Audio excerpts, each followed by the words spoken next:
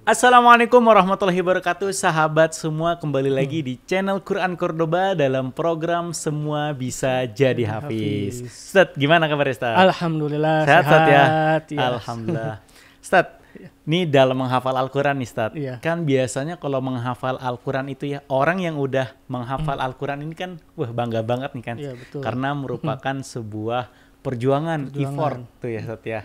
Nah, dalam menghafalkan Al-Quran juga pun pasti ada penyakit-penyakit hatinya tuh Ustaz ya. Betul. Nah, kebetulan nih teman-teman, tema kali ini akan membahas tentang penyakit hati. Nah, Ustaz, emang kok bisa Ustaz penghafal Al-Quran kena penyakit hati? Bukannya Al-Quran itu adalah sebuah syifa Ustaz? Iya. Nah, itu Ustaz. Baik sahabat Al-Quran, Al-Quran semangatku. Al-Quran semangatku. Pada kesempatan kali ini pembahasan kita, podcast kita adalah tentang penyakit hati yang mesti dijauhi oleh para penghafal Al-Quran. Jadi kenapa ini harus kita bahas? Karena memang setiap orang itu punya penyakit hati. Setiap orang tuh punya penyakit hati tuh. Karena hati itu memang selalu berbolak-balik ya. Hati itu memang kadang berubah-ubah. Dan para penghafal Quran juga manusia ya. Mereka manusia, bukan malaikat. Penghafal Quran bukan manusia suci. Iya, bukan manusia suci yang benar-benar dijamin suci, tapi manusia biasa yang pasti ada penyakit hati ya dalam dirinya, dan Al-Quran sebagai syifa akan menjadi obat bagi mereka, dan memang mestinya harus menjadi obat karena Al-Quran dibaca oleh mereka setiap hari, Al-Quran menjadi makanan mereka setiap hari. Ya semestinya Al-Quran itu sebagai syifa, sebagai nama lain dari Al-Quran, ya syifa, penyembuh.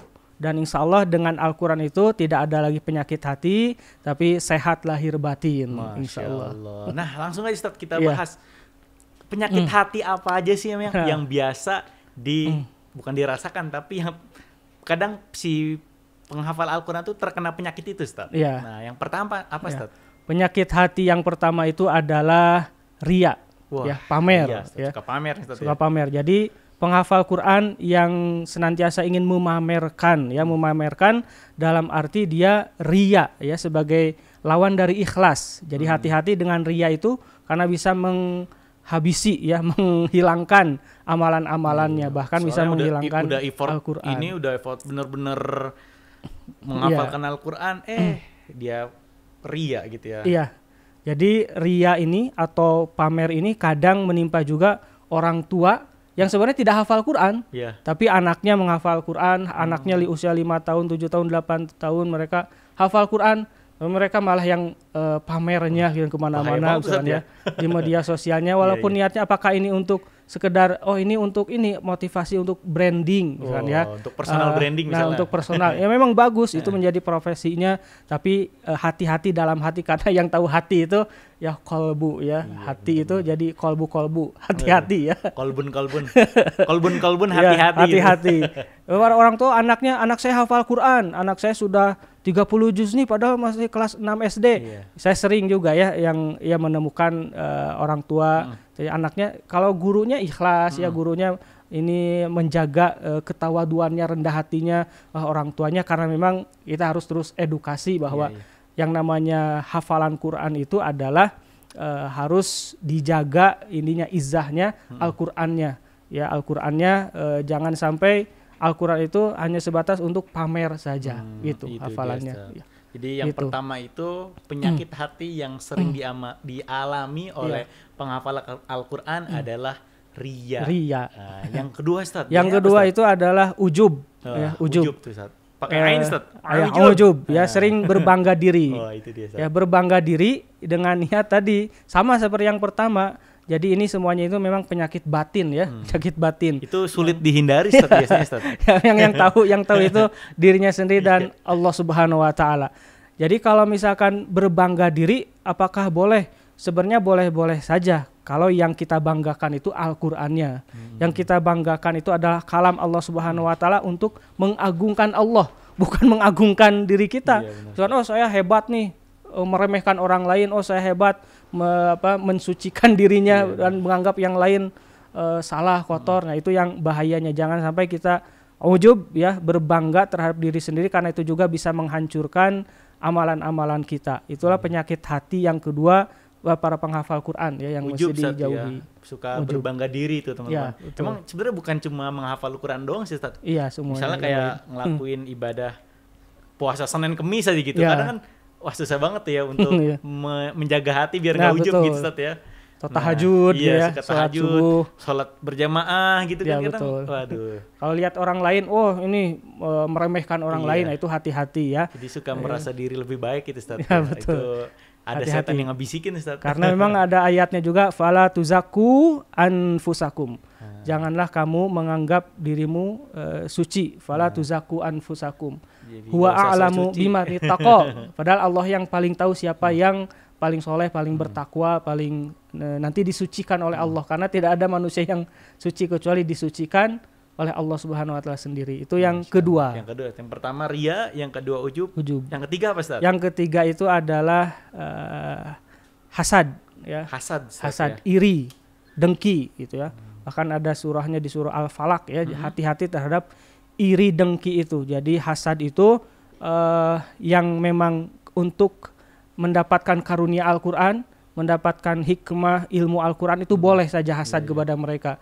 Tapi yang di sini maksudnya adalah hasud supaya karunia itu hilang ya, supaya hafalannya itu tidak maju-maju ya, tidak berkembang ya, tidak kalau di sekolah itu fastabiqul khairatnya itu tidak sehat gitu ya. Persaingannya nggak sehat. Persaingannya nggak sehat. Jadi ngiri aja kalau ada orang yang misalnya lebih, hafalnya lebih banyak gitu ya, atau lebih maju gitu, iri aja bawaannya saja. Ya, itu hasad. Dan memang sebenarnya boleh-boleh saja kalau gibtoh ya istrinya. Jadi saya ingin seperti dia nih yang hafal Quran, yang lebih banyak, ya boleh-boleh saja. Motivasi asal jangan buat bisa memperbaiki diri gitu ya. Iya. Gitu asal jangan jadi tadi penyakit hati ya, jangan sampai mengotori hati kita, bahkan menganggap orang lain atau ingin menghilangkan karunia pada temannya pada itunya gitu.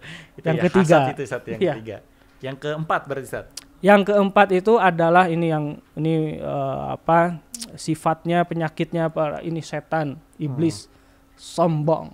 Sombong amat Ustaz. Ya, jadi takabur ya. Jadi merasa dirinya sama sebenarnya 1 2 3 4 itu merasa dirinya itu lebih baik ya dari yang lainnya. Jadi kesombongan ini adalah sebuah sikap yang memang harus benar-benar dijauhi. Kesombongan ini lawannya tadi dari tawadu juga.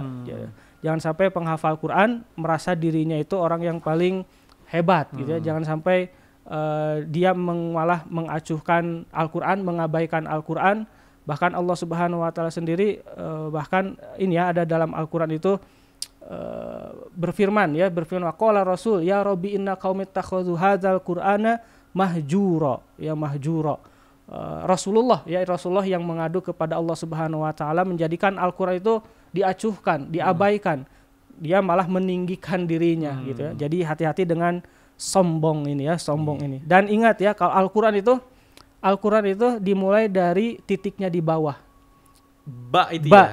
Dan berakhir titik-titiknya itu di surah An-Nas itu minal jinnati wan nas, titiknya itu di atas. Karena kalau kita merendahkan diri di hadapan Allah, Allah yang akan mengangkat kita ke atas. Itu ada filosofinya juga. Filosofinya ya. Jadi dimulai dari titiknya di bawah dan berakhir dari ke titik Allah yang mengangkatnya. Happy ending. Ya betul. Jadi jangan sombong itu ya sebagai penghafal Quran. Emang penyakit gitu susah banget sih teh dihindari tuh sombong gitu ya. Udah hafal Quran kadang suka ngerasa lebih baik dari orang misalnya baru hafal 30 juz aja gitu ya. Nih udah 32 nih. Kayak gitu Ustaz ya. Iya. Oke, itu yang keempat Ustaz ya. Yang kelima Ustaz. Yang terakhir ya, yang terakhir Ustaz. Ya, yang terakhir terkait penyakit hati yang mesti dijauhi itu adalah lemah semangatnya sehingga malas-malasan.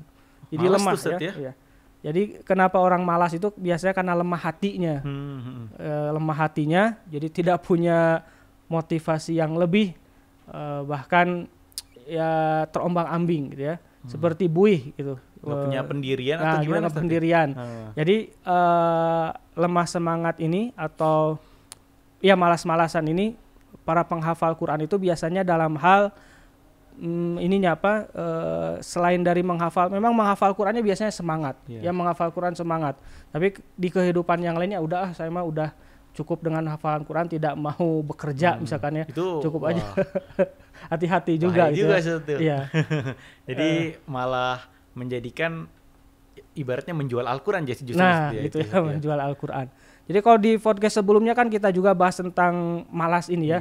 Malas itu salah satu godaan para penghafal Quran. Jadi kalau dia sudah, saya sudah hafal Quran ini, seolah merasa dijamin udah masuk surga. Padahal belum ya. Tidak ada yang dijamin masuk surga. Udah aja diam aja, udah cukup aja dengan hafal Quran, tidak mau belajar. Ya tidak mau tadi berusaha, tidak mau berdagang, apalagi yang ya usaha. Punya anak, punya istri, ada juga yang cukup aja istri yang bekerja misalnya. Bahkan ya Umar bin Khattab juga marah kepada orang yang cukup aja diam di mihrab saja misalkan ya, tapi tidak mau bekerja. Jadi istilah itu malas-malasan itu karena lemah semangatnya gitu ya, lemah hatinya. Gitu. Jadi bawaannya malas terus gitu ya, mentang-mentang udah hafal Al-Quran jadi malas tidak mau mager gitu Ustaz ya. Tidak mau tidak mau mendapatkan inspirasi dari Al-Qur'annya sendiri. Harusnya menjadikan Al-Qur'an itu sebagai inspirasi gitu betul ya. Inspiring people to love and live with Quran. Betul ya. Bagus sekali ya tagline-nya. Dan selanjutnya yang perlu kita ketahui juga adalah tentang hati itu dibagi 3. Ya. Jadi ulama menjelaskan tentang hati itu dibagi 3. Jadi penyakit-penyakit hati itu nanti kita ada di mana nih? Jangan sampai kita terkena penyakit ini. Karena memang yang paling banyak ini ya penyakit hati atau qalbun marid itu. Yang pertama itu adalah qalbun salim. Qalbun salim, hati jadi, yang selamat. Ya, jadi penghafal Quran itu semestinya adalah qalbun salim. Qalbun salim itu hatinya juga yang mutmainnah, hati yang tenang gitu ya. Jadi penghafal Quran itu orang yang jernih juga pikirannya. Penghafal Quran juga yang sehat lahir batinnya juga. Jadi tidak hanya batin, lahirnya juga sehat. Nah, sebaiknya seperti itu. Itulah penghafal Quran. Qalbun salim. Yang kedua qalbun marid. Nah, inilah yang kita bahas tadi. 5 hal penyakit hati. Yang penghafal Quran juga kadang harus hati-hati ya terjangkit ya penyakit ini. Yang ketiga ini lebih parah lagi. Itu qalbun mayyit ya. Jadi hati yang mati ya. Hati yang mati, hati yang membatu, hati yang tidak bisa lagi diberi nasihat. Gitu. Pokoknya hatinya udah keras aja pokoknya ya. Apakah bisa menghafal Quran? Akhirnya ya perlu hidayah yang lebih ya. Perlu hidayah lebih. Gitu. Oh, Ustaz. Nah, ini kan Ustaz tadi udah sebutin ya. Penyakit-penyakit hati Ustaz, ada riya, ada ujub, ada sombong dan lain. Nah, untuk mengatasi penyakit-penyakit itu Ustaz. Nah, itu ada gak tips-tipsnya Ustaz? Ya, baik sahabat Al-Qur'an, terkait solusinya bagaimana ya solusi supaya kita tidak terkena penyakit hati ini. Memang yang utama, yang pertama kita harus terus berusaha berdoa kepada Allah Subhanahu wa taala. Senantiasa berzikir, zikir yang harus senantiasa kita lazimkan ya setiap saat selesai sholat. Salah satunya adalah ya muqallibal qulub tsabbit qalbi ala dinik. Yang artinya adalah ya Allah, wahai yang maha membolak-balikan hati, teguhkanlah hatiku di atas agamamu. Jadi itu supaya kita bersih hatinya, kokoh hatinya, kuat hatinya, tidak tergoda, terkotori ya oleh tadi penyakit-penyakit tadi. Emang itu biasanya juga kan orang iman kan kadang naik turun Ustaz ya. Betul ya. Gitu. Yazidu wa yanqus. Ya iman yazid wa yanqus, benar itu Ustaz. Itu doa yang pertama. Doa yang kedua ya. Nah, yang pertama tuh ingat teman-teman. Doanya tadi Ustaz. Coba ucapkan ya muqallibal qulub tsabbit qalbi ala dinik. Masyaallah, hafal ya. Itu mah hafal Ustaz. Itu ya yang pertama ya, doa supaya kita punya kekuatan hati ya, istiqomah, kemantapan. Membaca doa itu Ustaz ya. Yang kedua itu adalah doa untuk meminta perlindungan kepada Allah ya dari penyakit-penyakit ini. Allahumma inni a'udzubika minal hammi wal hazan wa a'udzubika minal ajzi wal kasal. Ya cukup segitu aja. Itu aja nanti, khawatir nanti terlalu banyak ya. Perlu dijelaskan simple bahwa ini ya. Ya Allah, aku berlindung kepadamu dari kecemasan ya. Jadi kecemasan, kegalauan dan juga rasa sedih, kesedihan. Kan biasanya mengganggu mental health-nya ya. Bener, jadi berlindung kepada Allah dari yang bisa menjangkiti penyakit hati kita. lanjutannya adalah ya Allah aku berlindung kepadamu dari kelemahan, ajazi wal kasal dan kemalasan. Tadi yang kelima ya, lemah hatinya ya, lemah semangatnya dan juga jadi ya lemah dalam segala hal, sudah akhirnya malas-malasan gitu. Itu harus dihafal juga insya Allah dan harus senantiasa jadi doa dan zikir setiap pagi dan petang gitu. Jadi mengamalkan 2 doa tadi itu Ustaz ya. Iya betul. Nah Ustaz nih ada yang unik Ustaz. Jadi untuk menghilangkan penyakit hati termasuk sombong, takabur, itu ini cerita unik Ustaz. Saya pernah berkunjung ke sebuah pesantren Ustaz ya. Nah itu tuh memang si pesantrennya ini adalah pesantren pengembangan dakwah Ustaz. Nah jadi otomatis yang keluar dari pesantren itu dia jadi dai lah ya, jadi yang berdakwah gitu Ustaz.